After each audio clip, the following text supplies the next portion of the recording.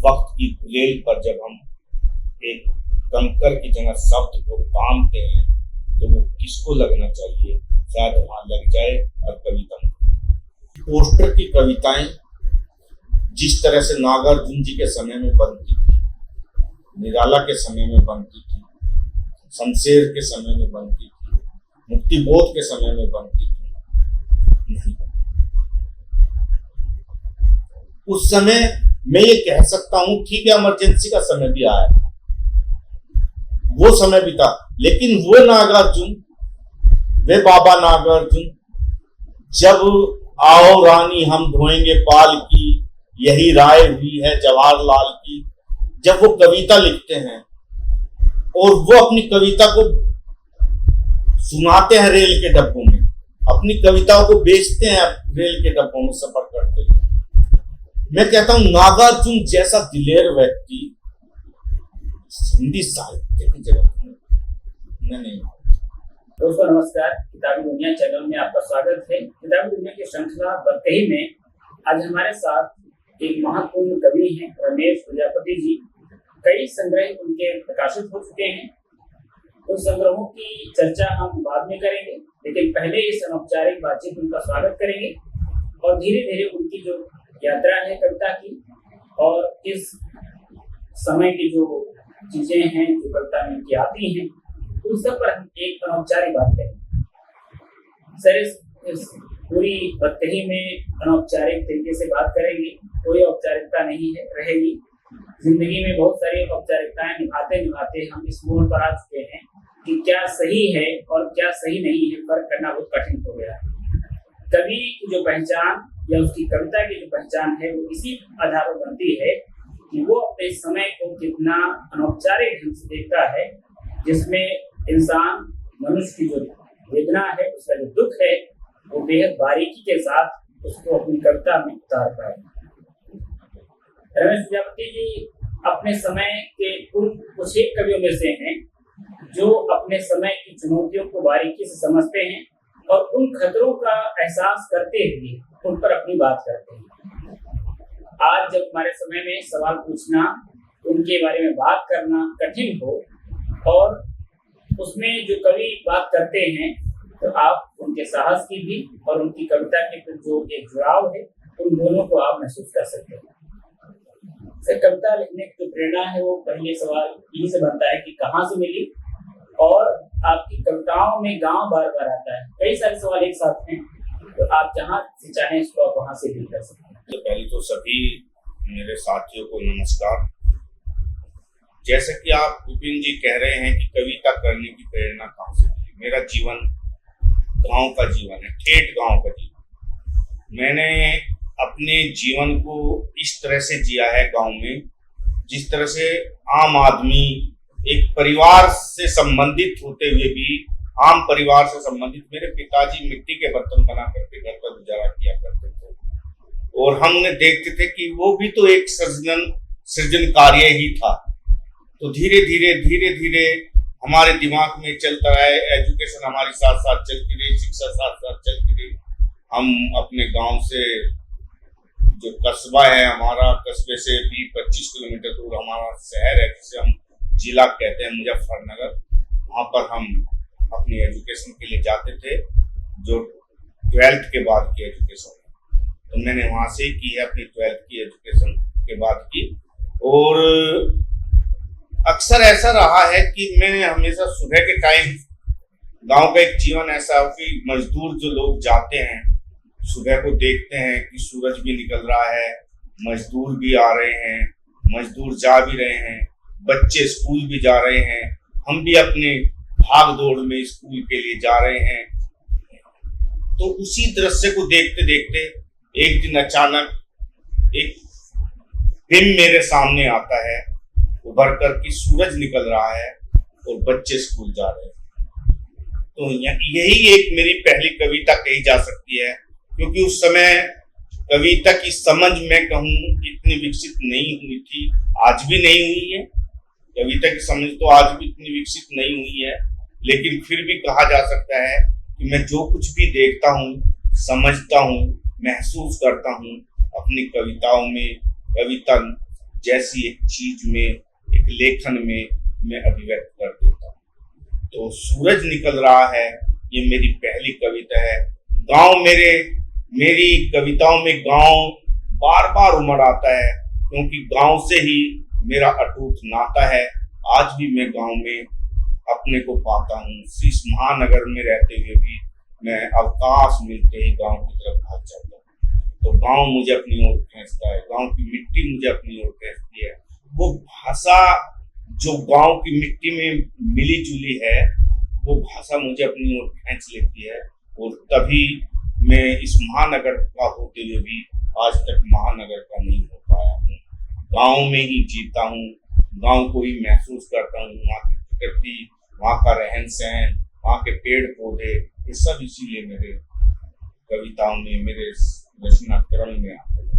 आमतौर पर ये होता है कि कविता लिखने की जो प्रेरणा है, एक तो कि हमारे आसपास का समय और समाज होता है, और एक हमारी कविता की परंपरा होती है कि कुछ हमारे अग्रज होते हैं जिनको हम पढ़ते लिखते हैं और उनके जैसा लिखने या कहने की बात सोचते हैं। कई बार संकोच भी होता है कि उस भाव को उस तरह से क्या हम व्यक्त कर सकते हैं या नहीं। तो कौन ऐसे कवि हैं जिन्होंने आपको प्रेरित किया या जिनका प्रभाव आप अपनी कविताओं पर देख पाते हैं? इसमें मुख्यतः मैं अगर बेझिझक कहूँगा तो सबसे पहले नागार्जुन। जब मैं अपनी पोस्ट ग्रेजुएट कर रहा था तो नागार्जुन की कविताओं ने मुझे बहुत प्रभावित किया। नागार्जुन, निराला, केदारनाथ अग्रवाल, इधर से होते हुए जब मैं उनकी रचनाओं को पढ़ा, समझा, देखा, तो मेरे अंदर लगा कि यार ये बातें तो शायद मेरे जीवन से जुड़ी हुई कह रहे हैं कवि, जो हमारे अग्रज कवि हैं, हमारे पूर्वज कवि हैं। ये तो हमारे जीवन से संबंधित है, समाज से संबंधित है और देश काल से संबंधित है। तो क्यों न हम इनको पढ़ा जाए। तो मैंने निराला जी को बड़े मन से पढ़ा, केदारनाथ अग्रवाल जी को बड़े मन से पढ़ा, और उसके बाद नागार्जुन जी मेरे आदर्श रहे हैं इस मामले में।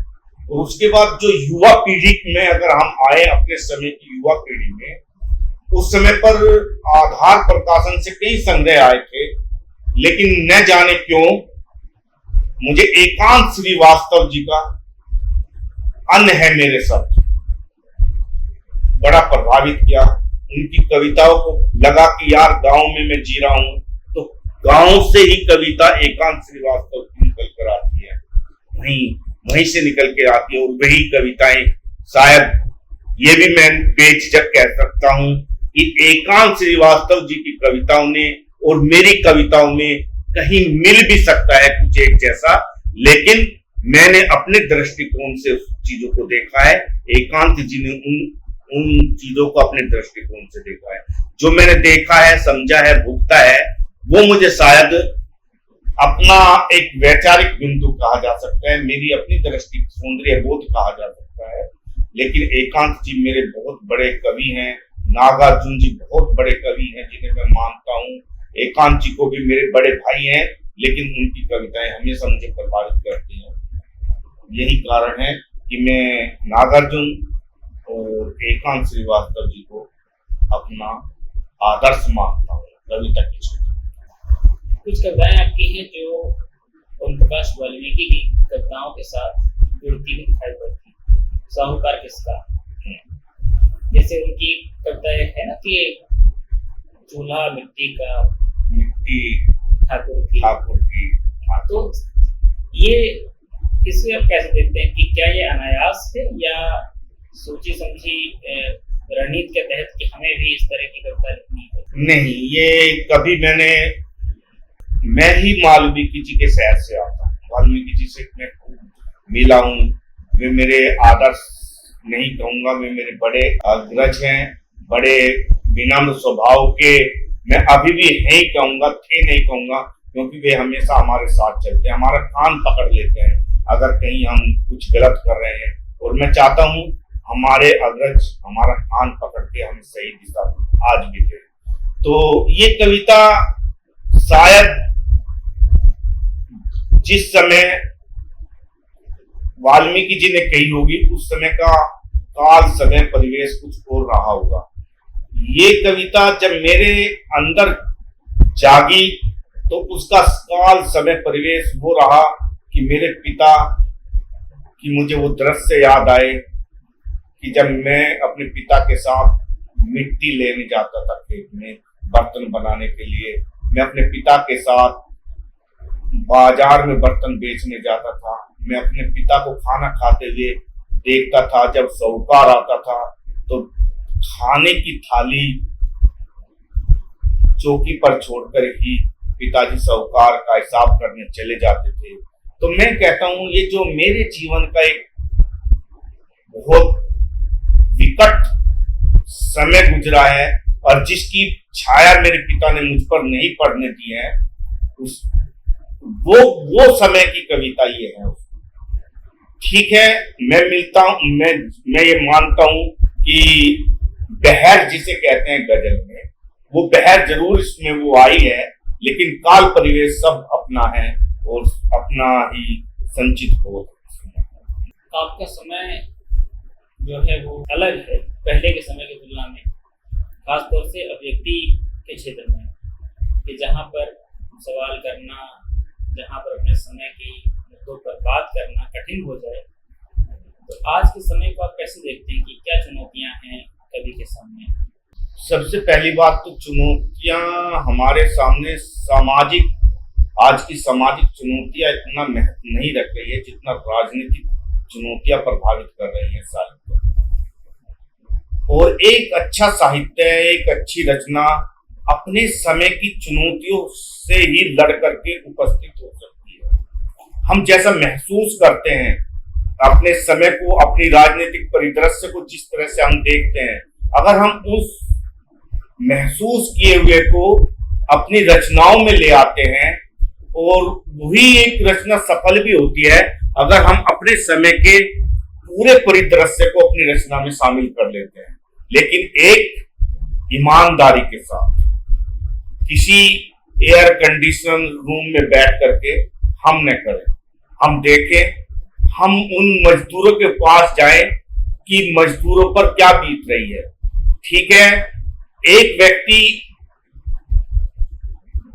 तेल प्रयोग कर सकता है 150 रुपए किलो का भी, और एक गांव में आज भी वही 1 रुपए का तेल, 2 रुपए का तेल लेकर के अपना गुजारा करते हैं। और जो महंगाई, जो राजनीतिक बदलते परिदृश्य ने जो स्थितियां पैदा कर दी है आम आदमी के सामने, मजदूर के सामने, जो महंगाई पैदा कर दी है, बेरोजगारी पैदा कर दी है, वो मैं अपने खटते हुए अपने पिता को भी देखा है, अपने पिता के साथियों को भी देखा है, अपने गांव के मोहल्ले के समाज के लोगों को भी देखा है कि किस तरह से वे दिन भर का खाना खाकर, दिन भर के खाने के लिए किस तरह से अपना पूरा समय गुजार देते थे, और शाम को जब खाने का समय आता था तो घर में अपने बच्चों के लिए क्या लाते थे वे और बच्चे क्या खाते थे। और निदा फाजिली जी का एक और शेर मुझे इस समय पर याद आता है कि शाम को जिस वक्त खाली हाथ घर जाता हूं मैं, मुस्कुरा देते हैं बच्चे और मर जाता हूं। मैंने देखा है ये मरते हुए पिता को, इस तरह से वे लज्जित होते थे जब हम कहते थे आज क्या, माँ कहती थी कि आज क्या बनेगा खाने को, उस समय कुछ नहीं खाने के लिए हुआ करता था। तो मैं ये बात भी बड़े गर्व के साथ कहना चाहता हूँ, उस समय भी विपिन जी हम खाना खाते थे रोटी बंद करके, पानी के गिलास में अपना कोर भिगो करके हमने खाना खाया। हम 6 भाई बहन हैं, सबने ऐसे अपना गुजारा किया है, लेकिन हमारे सिकन नई चेहरे पर आई और हमारे पिताजी ने कुछ भी किया हमारे लिए पढ़ने की व्यवस्था जरूर की है, जिसकी बदौलत आज मैं कह सकता हूँ कि मुझे 2 रोटी। आपकी कविताओं में संबंधियों का जिक्र बार बार है, जैसे माँ आती है, पिता आते हैं, बहन आती है। कोई खास जुड़ाव है या कोई ऐसी और बात है जिसे आप बार बार इस तरह से याद करना चाहते हैं? एक्चुअली इसका प्रभाव मैं ज्यादातर गांव में रहा। मेरी बहनों ने मेरे पिता ने, मेरी माँ ने मेरा बहुत साथ दिया है, मतलब हमेशा मेरे साथ रहे हैं। उनके दुखों को, वे कभी अपने कष्टों को उन्होंने मेरे सामने नहीं बोला, लेकिन मैं महसूस करता हूँ मेरा लगाव बहनों से, 4 बहनें रही हैं, मेरा लगाव उनसे रहा है बिल्कुल आत्मिक रूप से, जैसे एक भाई बहन का रहता है, सभी का रहता है, स्वाभाविक है, सभी का रहता है। लेकिन पता नहीं, जब बहनें जुदा हो रही थी, मैं बड़ा था घर में, तो बहनें जुदा हो रही थी, ऐसा लग रहा था ये धीरे धीरे मेरा घर खाली हो रहा है, मेरा जो स्नेह है वो बढ़ तो रहा है, लेकिन वो अंदर एक उदासी पसर गई। तो माँ जिस तरह से खटती रही हमारे लिए, जंगल में जाते हुए, जंगल में जाते हुए, घर का सामान की व्यवस्था करते हुए, अपने पूरे घर को संभालने के लिए पिता जिस तरह खटते रहे, हमें अच्छी शिक्षा देने के लिए, एक पिता ने भी शायद अम्बेडकर साहब की बात को महसूस किया होगा। मेरे पिताजी ज्यादा नहीं पढ़े लिखे थे, 8वीं फेल थे, पास नहीं थे, लेकिन उन्होंने जरूर कहा होगा कि शिक्षा ही सब संघर्षों से मुक्ति दिला सकती है, तो वो शिक्षा दिला सकती है। और मैं यही कारण है कि मेरे पिता ने मुझे शिक्षा के प्रति सचेत रखा, और यही कारण है कि मैं हमेशा अपनी बहनों से, अपनी माँ से, अपने भाई से, अपने पिता से सदैव जुड़ा रहा और आज भी जुड़ा रहता। यही एक मुख्य कारण है।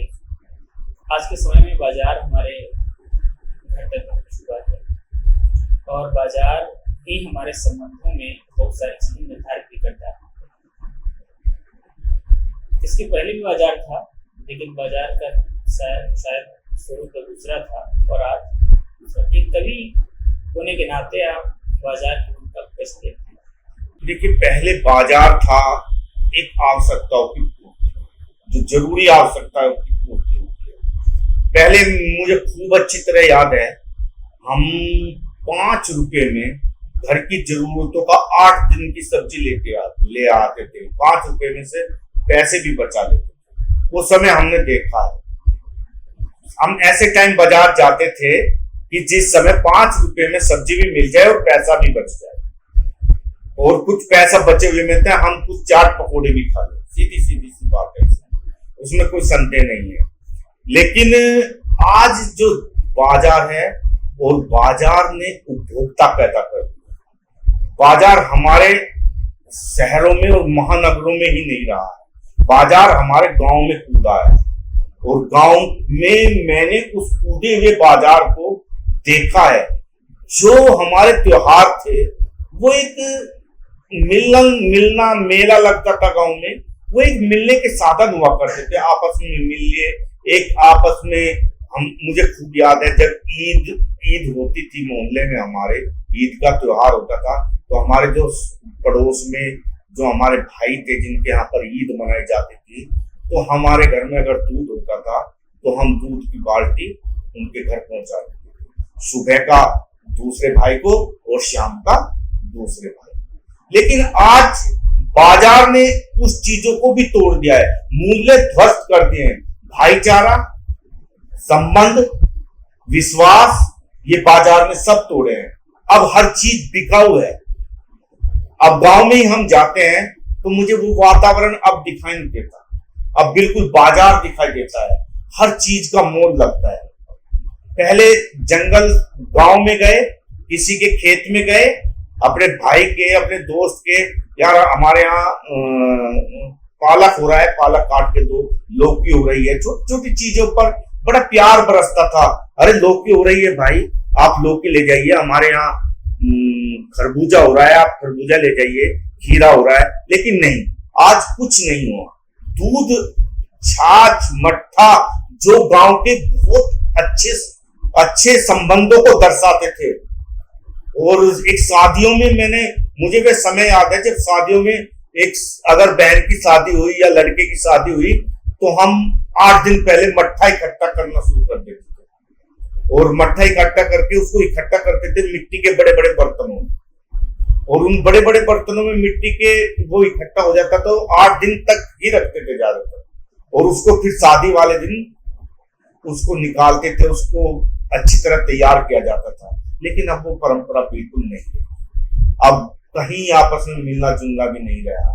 गांव में बहुत छोटी छोटी बातें हुआ करती थी, 4 मेहमान आए उससे बिस्तरा ले लिया, उससे खाट ले ली, ये बहुत माइनर बातें हैं। लेकिन आज कहाँ है, सब अपने आप में जीना चाहते हैं। बाजार गांव में इस तरह से कूदा है कि बाजार ने अपने सारे मूल्य, हमारे सब रहन सहन को बहुत प्रभावित किया है, और गांव भी उससे छूटे नहीं रहे किसी भी। आपने इतनी सारी कविताएं माँ पर लिखी, कभी माँ को कोई कविता सुनाई? माँ मेरी अनपढ़ है, लेकिन वो पढ़े लिखे से कम नहीं। मैं माँ को कभी कभी कविता सुनाता था कि माँ खेत से आई है और लकड़ी का गट्ठर उनके सर पर है, घास का गट्ठर सर पर है, हम थके आ रहे माँ के चिपक जाते थे। तो मैंने इस तरह की एक मेरी माँ पर कविता है, तो मैंने माँ को वो कविता अपनी सुनाई थी, तो माँ रोने लगी थी हमारी, और उसके बाद माँ खूब रोई, और उसके बाद मैंने माँ को उसके बाद कोई कविता नहीं सुनी। तो माँ ने कहा, तू ऐसे कैसे लिख लेता है? तो शायद मुझे भी एहसास हुआ कि माँ से ज्यादा ही दुखी हुई है कि वे संघर्ष के दिन माँ और हम दोनों एक दूसरे से मिलकर के उस समय पर खूब रोए थे। तो वो दिन के बाद मैंने शायद संकोच समझिए, विपिन जी, या कुछ भी समझिए, मैंने माँ को फिर कविता नहीं सुनी। जैसे आपको कई सारे पुरस्कार मिले, कांस्य सूर्य पुरस्कार मिला, तो ऐसा मौका आया होगा कि जब माँ को लगा हो कि आज सबसे बड़ा दिन है मेरे लिए खुशी का, कोई ऐसा पल आपको याद आता है? पुरस्कार के संबंध में तो शायद मैं माँ से उस समय यहाँ नहीं था, मैं दिल्ली में आ गया था, तब जुड़ा। उनको शायद इन चीजों का बहुत ही कम था, अनुभव भी कम था और ज्ञान भी कम था कि ये भी कुछ चीजें होती हैं, क्योंकि वो सिर्फ अपना खेत, अपना घर और हमारे पालन पोषण में ही रही। लेकिन हाँ, एक बात मैं कहूँगा कि यहाँ पर ये बता देना उचित रहेगा कि कोरोना काल जिस समय आया था, तो उस समय पर मैं अचानक बैठा हुआ था। सब लोग कोरोना से ऐसे डर रहे थे कि जिस तरह से कोरोना गलियों में घूम रहा है। कोरोना कोई एक शेर है, या गांव की भाषा में कहें एक हवा है कि जाते ही बाहर निकलते ही उसको पकड़ लेगा। लेकिन मैं उस समय पर घर में तो देखा देखी सब डर ही रहे थे, लेकिन मैं निकल जाता था, मैं घूमने भी निकलता था उस समय पर। और फिर मेरे बैठे बैठे एक दिन ख्याल आया कि यार मैंने क्या किया इस जीवन में, अभी तक मैंने क्या किया? कुछ नहीं किया।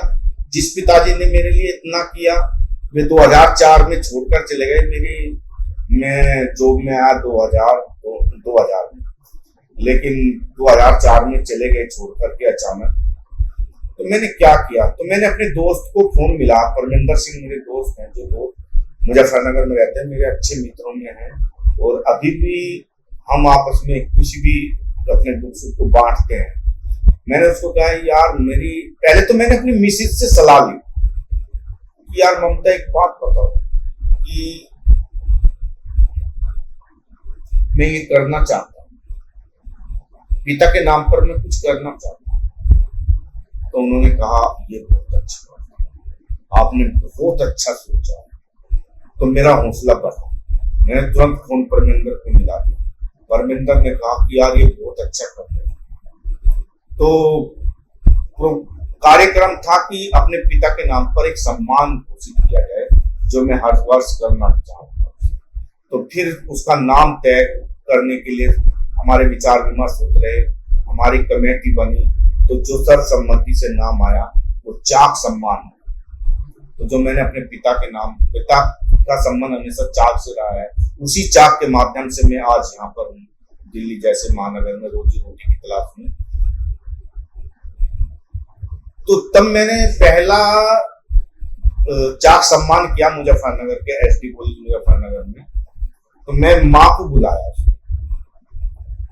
तो माँ ने जब वो मेरी उस स्थिति को देखा, तो माँ इतनी भाव विभोर हुई थी उस समय पे कि माँ ने ये कहा कि बेटे तूने अपने पिता का नाम रोशन कर दिया, जीते जी न सही, पर हाँ तूने अपने पिता का नाम, हम ये चाहते थे, तुम्हारे पिता भी कहा करते थे कि एक दिन देखना कि ये मेरा बेटा मेरा नाम रोशन करेगा, और तुमने वो कर दिया। आज मैं सबसे ज्यादा खुश हूँ और सबसे ज्यादा खुशी हूँ, और इस तरह से माँ ने मुझे अपनी पहली खुशी, और माँ के चेहरे पर वो खुशी मैंने देखी है और पढ़ी भी है कि कितनी खुशी। आपने कुछ कविताएं जैसे गौरी लंकेश पर लिखा है, आस्था पर लिखा हुआ है, हम देखते हैं कि ये परंपरा कविता में रही है। जैसे बाबा नागार्जुन ने कविताएं इस तरह की लिखी, जो लंबी उनकी कविता मंत्र है। ऐसे हम देखते हैं कि कृष्णा सोबती वैसे तो कथाकार नहीं, लेकिन कुछ कविताएं भी उन्होंने लिखी, और खासकर चिट्ठियां भी लिखी इन मुद्दों को लेकर। इन कविताओं के माध्यम से आप क्या देखना चाहते हैं या क्या कहना चाहते हैं? कि आमतौर से त्वरित किसी घटना को लेकर के कविताएं कम मिलती हैं। सच बताऊं तो ये कविताएं ऐसे काल परिवेश की कविताएं हैं जब राजनीतिक परिदृश्य भारत का 2014 के बाद पूरा बदल चुका है। 2014 भारत के इतिहास में ऐसा टर्निंग पॉइंट है राजनीति क्या, आर्थिक भी सामाजिक भी पूरा चेंज हो चुका था। पुरानी पूंजीवाद का उदय बहुत तेजी से हुआ, और उसमें ये एक ऐसी निरंकुश सत्ता स्थापित हो चुकी थी कि जहां पर सच बोलना एक अपराध मान लिया जाता, ये हो चुका था। आप किसी सच्चाई के पक्ष में आवाज उठाओगे तो आपकी आवाज चल जाएगी, और ये हुआ भी है। गौरी लंकेश भी उसी का एक उदाहरण, रोहित वेमुला भी उसी का एक उदाहरण है, आसिफा बिटिया जो हमारी थी वो भी इसका उदाहरण है, और भी बहुत सी बच्चियां हैं, भारत की बहुत सी ऐसी बच्चियां हैं, और बहुत सी ऐसी घटनाएं उसके बाद हुई है। हम देश को हमारे पूर्वजों ने जहां से निकाल कर लाए थे, देश धीरे धीरे फिर वहीं उसी दिशा में गया, और व्यक्ति सच बोलने से कतराने लगा। सच बोलना उसको उसके मुझे श्रीकांत वर्मा की मगध कविता बार बार याद आती। मगध में कोई छींकता तक नहीं, कहीं छींकने का रिवाज नहीं। तो ठीक यही दृश्य मैं देख रहा हूं कि यही दृश्य पिछले 10 वर्षों में भारत के राजनीतिक और सामाजिक पटल पर तैर रहा है, और इतना भयंकर दृश्य तैर रहा है कि सच बोलना इस समय का सबसे बड़ा अपराध है। तो ये कविताएं उसी परिदृश्य पर उठी हुई कविताएं, त्वरित कविताएं नहीं है। बहुत दिनों बाद जब मेरे अंदर चीजें बुलाती रही, एक छटपटाहट मेरे अंदर रही कि ये हो क्या रहा है, देश को जाना कहाँ चाहिए था, देश पहुंच कहाँ रहा है। और पढ़े लिखे, मैं कहता हूं पढ़े लिखे, जो कम पढ़े लिखे हैं वो तो ठीक है, झंडा लेकर जिस झंडे के नीचे हमें रहना चाहिए था उस झंडे के नीचे हम रहे नहीं, और उसी झंडे से निकालने में एक सत्ता कामयाब हो गई, और जहां उनको नहीं जाना चाहिए था हम वहां चले गए, और पढ़े लिखे और समझदार लोग जाते गए। मैं अनपढ़ और जो अज्ञानी है वे तो जाना था, उनको तो जिस तरह से कहेंगे वो जाएंगे वे तो, लेकिन पढ़े लिखों को तो समझना चाहिए था ना। और जो जिनको हम बुद्धिजीवी वर्ग कहते हैं वो बेचारा चुप हो गया। वो दृश्य उन्होंने ऐसा नहीं कि उन्होंने चुप्पी ओढ़ ली, उन्होंने अपने विचार व्यक्त किए, लेकिन जिस मुखरता के साथ हमें बोलना चाहिए था शायद हम वो नहीं कर पाए। और ये कविताएं को मैं अभी भी कहूंगा कि ये कविताएं बहुत दिनों बाद बुलबुलाते हुए मेरे अंदर खोलते हुए पानी के साथ भाप की तरह बाहर आई, कि मैंने महसूस किया है कि ये सब कुछ हो रहा है, जो हो रहा है ये शायद भारत के भविष्य के लिए बड़ा खतरा है। आप कविता की भूमिका को किस रूप में देखते हैं? जैसे एक समय था कि बाबा नागर मंच से कविताएं पढ़ते थे और खासकर चौराहों पर, इसके बाद उनको गिरफ्तार किया गया।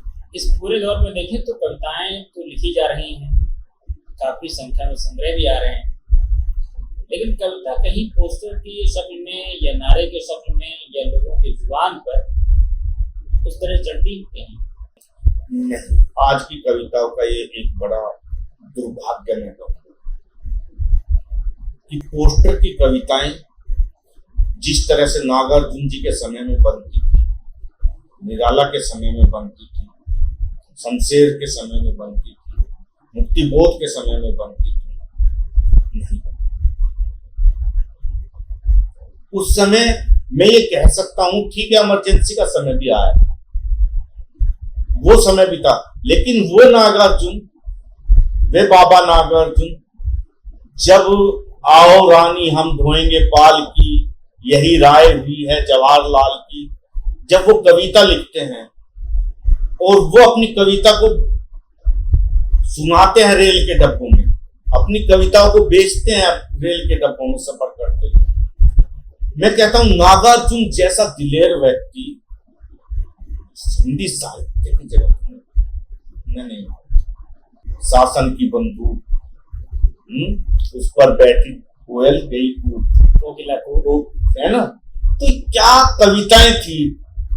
उन व्यक्तित्व से मैं ज्यादातर प्रभावित इसीलिए रहा हूं कि अपनी खुली और फक्कड़ व्यक्तित्व में वे कितनी सच्ची बात कहते थे। और उस समय की सत्ता ने नागार्जुन बाबा को सम्मानित किया था, मंच पर सम्मानित किया था, और ये कहा था नागार्जुन ने, अगर गाली देने के बाद भी सम्मान मिलता है तो ये तो बहुत पहले है, मतलब मुझे इतनी गाली मैंने दी है और आज कितना परिदृश्य बदल चुका है कि आप किसी निरंकुश शासक के विरोध में कुछ भी नहीं बोल सकते।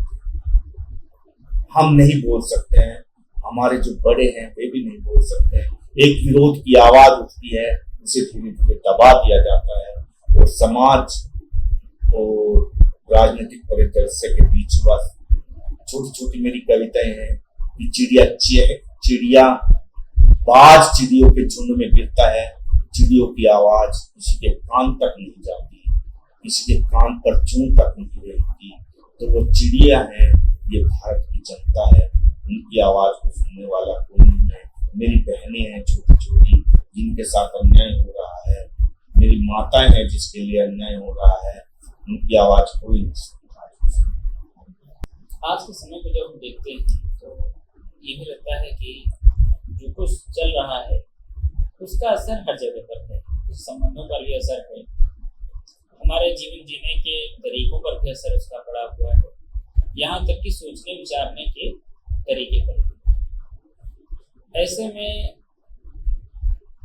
आपकी दोस्तियां भी चल रही हैं, और जो दोस्तियां मतलब काफी उम्र का फासला उसमें बहुत है लेकिन चल रही हैं, कैसे इसको देखते हैं कि उनमें कुछ तो नहीं होता? देखिए, जो दोस्तियां होती है ना, वे बदलती ही नहीं। जो एक निजी स्वार्थ के लिए दोस्ती होती है ना, और क्षणिक दोस्ती होती है, सिर्फ अपने संबंधों को, अपने कर्तव्य निर्वाह के लिए नहीं होती, सिर्फ अपने संबंधों को और अवसरवादिता को भुनाने के लिए की जाती है, वो दोस्ती टिकती नहीं। उसमें मैं भी हो सकता हूँ, उसमें कोई भी हो सकता है, लेकिन हमारे जो अग्रज हैं, बड़े हैं, शायद उनके संगति में हमने बैठ करके यही सीखा है कि सबसे महत्वपूर्ण है अपने संबंधों का निर्वाह करना। वो पारिवारिक संबंध हो, सामाजिक संबंध हो या मित्रता के संबंध हो, आप उनके साथ छल कपट के साथ नहीं रह सकते। आप छल कपट के साथ रहोगे तो कोई संबंध नहीं टिक सकता। हमारे जो अग्रज हैं, हमारे मैं अपनी बतकही का जिक्र करना चाहूंगा। बतकही में जितने भी सदस्य हैं, शायद बतकही की उन सभी सदस्यों में, हमारे बतकही के जो हेड हैं डॉक्टर विश्वनाथ त्रिपाठी जी हैं, उसके बाद आते हैं, हरिनारायण जी कथा देश के संपादक, भारतेंदु मिश्रा जी, उससे रमेश आजाद जी और मदन कश्यप जी, राकेश रेणु जी और भी बहुत से हैं। मैं भी हूँ, मैं सबसे छोटा सा आदमी हूँ। ये मेरा सौभाग्य है। 2005 से मैं बतकही से जुड़ा हूँ और आज भी उसी तरह से जुड़ा हूँ। अगर मैं नहीं पहुंचता तो किसी ना किसी का फोन आ जाता है, सब घर में ठीक तो है, क्यों नहीं आए हो? तो मैं कहता हूँ कि घर में आज मुझे ये काम है। तो दोस्ती एक दूसरे को समझ कर हो, हमें उसकी स्थिति, सामाजिक और पारिवारिक स्थिति को समझना पड़ता है कि आज नहीं आया तो कोई ना कोई संकट है। अगर मैं नहीं आऊंगा त्रिपाठी सर का फोन आ जाएगा तुरंत, आज क्यों नहीं आई बेटा, क्या दिक्कत है घर में, सब कुछ तो है, सब आशीर्वाद है, आज बाबा जी आज ये काम रहता था, अरे तो फोन करके बता देते। इतना सहज स्वभाव, इतना बड़ा व्यक्तित्व, इतने सहज स्वभाव से हमसे जब बात करते हैं, जब उनका फोन आता है, हमारे चेहरे चैट उठते हैं। तो हम सोचते हैं हमारे किसी, मैं उस फिर वही अपनी एक परंपरा का कहूँ कि पूर्व जन्मों का फल है, ये नहीं कहूंगा, मैं ये कहूंगा कि शायद ये हमने जो अपने साहित्यिक हमारे अंदर बीज हैं और जो त्रिपाठी जैसे बड़े व्यक्तित्व ने उनको सराहा है, उनको पुचकारा है, उनको डांटा है, उनको टपका है और फिर भी हम साथ रहे हैं। कहीं भी मेरी गलती पर वे हमेशा मुझे टपक देते हैं, पर मुझे ऐसा लगता है कि मेरे बाबा जी टपक गए और बहुत अच्छा लगता है। एक दिन तो गुस्से में मैंने फोन नहीं किया, बहुत दिन तक सर गुस्से में आ गए, देख तो नहीं, बर्थडे वाले दिन की बात है, तो फरवरी में, तो उन्होंने मैंने पैर छुए सर के एक शिष्टाचार के अंदर, तो सर ने लठौरी से मुझे अपनी लठिया से क्या कि जाओ बाहर जाओ, उधर जाओ, तुम्हारे पास समय नहीं है आज के समय, आप बहुत बड़े आदमी हो गए। तो मैं उदास हो गया, बहुत देर तक बैठा रहा अलग। तो फिर उन्होंने मुझे देखा, फिर कहा इधर मेरे पास बैठ, मुझे बताओ तो क्यों नहीं किया फोन इतने दिन तक। सर इस तरह से हो गया था, मेरी माता जी बीमार थी, मैं भी बीमार था, हुए थोड़ी बहुत दिन बाद में एक अपना कुछ आशियाना बना रहा था, अब तक किराए के मकान में रह रहा था। अरे तो तुम मुझे बता तो सकते थे। उनके अंदर इतना सहज था और सारे मित्र मंडली हमारी इतनी सहज, अपने हर दुख में सुख में हम सब एक दूसरे के साथ रहते हैं। और आज की जो मित्रता मैं देख रहा हूँ सिर्फ एक अवसरवादिता, और वो वहां पर हमें लगता है हमारे सर, आप कहोगे विपिन जी साहित्यिक गोष्ठी कभी बतकही मंडल में नहीं, किसी भी रचनाकार को वहां पर अपनी रचना की तारीफ करना या दूसरे की रचना की तारीफ करना नहीं, उस समय वहां कुछ नहीं होगा। सिर्फ अपने जो अग्रज हैं बड़े, जो अब हमारे साथ हैं लेकिन नहीं है, सिर्फ उनके किस्से चलते हैं।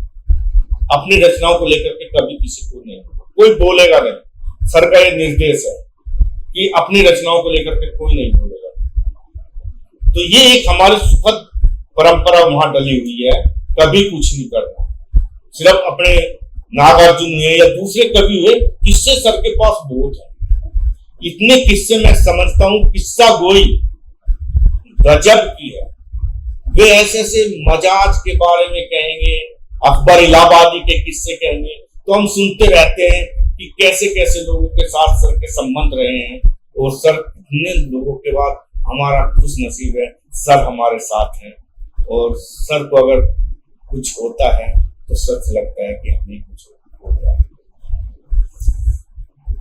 संग्रह के जो शीर्षक हैं, धीरे धीरे लगता है कि अपनी दिशा बदलते हैं। जैसे पहला संग्रह पूरा हंसता चेहरा, बाद का संग्रह देखते हैं तो अपने समय के साथ बेहद उनका नजदीक का संबंध है, भीतर का देश और वक्त की विलय। देखिए पूरा हंसता चेहरा का काल परिवेश, ये मेरी युवा अवस्था की कविता है। तब तो मैं पढ़ ही रहा था बीएड वगैरह में, एमए और बीएड कर ही रहा था। तो ये उस समय की कविताएं हैं। और महसूस मैंने भी किया है, क्योंकि मैं मजदूरों के बीच रहा हूँ। वो परिस्थितियां, काल परिवेश, मेरे मेरे सामाजिक पृष्ठभूमि ऐसी रही है, तो मैंने देखा कि किसी का हंसता हुआ चेहरा मैंने पाया ही नहीं। सब एक उदासी में डूबे रहते थे कि घर का रोजी रोटी कैसे चलेगी, फलानी बिटिया की शादी कैसे होगी, इस बेटे की शादी कैसे होगी, घर कैसे चलेगा। मैंने देखा है कि जब हम अपनी बुआ के यहाँ पर, हमारे गांव में कोरवी में कहते हैं कोथली दे देना, तो जब कोथली की व्यवस्था होती थी तो हम ये सोचते थे कि फलानी बुआ के कोथली कैसे जाएगी, पैसा कहां से आएगा। तो हंसना हमारा ऐसा लगता था कि कभी मुश्किल से हंसे होंगे। तो ये शीर्षक तो वहां से आया, पूरा हंसता चेहरा मैंने नहीं देखा। कभी हंसा तो हंसा होगा, याद नहीं। लेकिन वो धीरे धीरे शून्य काल में बजता झुंझुना आया कि जब राजनीतिक चेतना धीरे धीरे समझ कविताओं में धीरे धीरे आई। उसके बाद देखा कि शून्य काल में भी कुछ ना कुछ होता तो है। असली महत्वपूर्ण प्रश्न तो वहां भी उठते हैं। तो ये नामवर जी को जब मैं ये संग्रह भेंट किया तो नामवर जी ने सिर्फ एक ही वाक्य बोला था कि इसका शीर्षक हो शून्य काल में बचकर, इसका शीर्षक बहुत बढ़िया। लेकिन बस वे हम फिर प्रोग्राम में चले गए कि हमारी मुलाकात दूरदर्शन में। उसके बाद जो अगला संग्रह आया भीतर का देश, तो ये 2014 के बाद का संग्रह है। तो भीतर के देश की स्थिति क्या है, धीरे धीरे वे आ रहे हैं। ऐसी कविताएं हैं जो भीतर के देश की स्थिति सब डामाडोल हो चुकी। उसके बाद कुछ एक मिला जुला संग्रह एक प्रकाशक ने दिया। अब समग्र कविताएं जितनी भी अब तक आई है और फिर वक्त की गुलेल तक आते आते वो पूरी एक राजनीतिक चेतना की, उसमें कविताओं में पूरी राजनीतिक चेतना आ गई कि क्या समय आ गया है। और सच में वक्त की गुलेल पर जब हम एक कंकर की जगह शब्द को तामते हैं तो वो किसको लगना चाहिए, शायद वहां लग जाए और कविता। अपनी कविताओं में ऐसे जो पहला संग्रह है, प्रेम पर कविताएं नहीं मिलती। प्रेम करने की फुर्सत थी कहाँ, ये तो मैं अपने जीवन में महसूस करता। प्रेम करने की फुर्सत उस समय भी नहीं थी। और विपिन भाई सच कहें आज भी इतनी है कि मैं अपने बच्चों को पाल लेता हूँ, अपनी बीवी को एक अच्छा शाम का खाना दे देता हूँ अपने बच्चों के साथ, बस इतनी फुर्सत है। दोस्त बहुत हैं, लेकिन प्रेम अपने परिवार से और अपने समाज से मैं नहीं कर पाऊँ। वो जिस तरह का प्रेम शायद आप बात कर रहे हैं, वो प्रेम मेरी कविताओं में नहीं है। एक वो पत्नी प्रेम की कविताएं भी हैं, बहुत लंबी कविताएं हैं। जब पत्नी चली गई थी अपने घर तो मैं सोच रहा था कि यार मैं बहुत कविताएं लिखूंगा और इतना मस्त रहूंगा कि खूब कविताएं लिखूंगा। सच में जब वो अपने घर चली गई, मेरी एक ही कविता लिखी गई थी और उसके बाद मतलब मैं कहता हूँ कि सच में जब परिवार से जुड़ जाता है व्यक्ति तो फिर वो कनेक्टेड हो जाता है, फिर उसकी कमी महसूस करता है। सर, आपने हमसे बात की, बहुत सारी बातों पर सहमतियां हो सकती हैं, लेकिन कवि का जो मूल स्वभाव है कि अपने समय के जो नब्ज है, उसकी जो विचार हैं, उन पर अपनी बात बिना किसी हिचक के रखे और कविताएं जो बातें कहती हैं उनके साथ बस्ती बनाए रखे। कई बार तो ये भी रहता है कि कविता तो क्रांतिकारी होती है, लेकिन कवि की जो बातें होती हैं उनमें कुछ और बातें नजर आती हैं। इन बातों की यहाँ कमी नहीं महसूस हुई। अच्छा लगा और आपको भी अच्छा लगेगा सुन करके कि कविता जब अपने समय से जुड़ती है और कवि जब अपने समय से जुड़ता है, इसी ईमानदारी के साथ अपनी बात कह पाता है। हम अगले किसी मोड पर जल्दी ही मिलेंगे, तब तक के लिए आपका बहुत धन्यवाद और जल्दी ही मिलते हैं। अब रमेश प्रजापति के जो कविता संग्रह हैं उनकी एक झलक आपके सामने पेश कर रहे हैं। तस्वीरों में आप देखिएगा। उन्हें कौन सा सम्मान किस संग्रह पर मिला, इसकी भी झलक आपको तस्वीर से मिल जाएगी। किसने सम्मान दिया, उनकी बैठकी किसके साथ होती है, किन अग्रजों के साथ वो उठते बैठते हैं, कौन उनकी किताब का विमोचन करने आता है, कहाँ-कहाँ पर वो जाते हैं, इसकी झलक हमने प्रयास किया कि आपको मिले। माँ के साथ संबंध कैसे रहे, पिता के साथ संबंध कैसे रहे, चाक सम्मान कैसे घोषित हुआ, इसकी कहानी आपने सुनी होगी। एक पिता का चित्र है, अगर गौर से देखेंगे तो आपको पता चलेगा कि रमेश प्रजापति का पिता के साथ जुड़ाव कैसा है, कैसे रहते हैं सामान्य जीवन में, इसकी झलक हमने दी है। अगर हमारा ये प्रयास आपको अच्छा लगे तो इससे दोस्तों के साथ साझा करिएगा, और अगर चाहते हैं कि हमें आप सहयोग करना तो उसे भी आप कर सकते हैं। उम्मीद है जल्दी ही किसी और वीडियो के साथ मिलेंगे। शुक्रिया।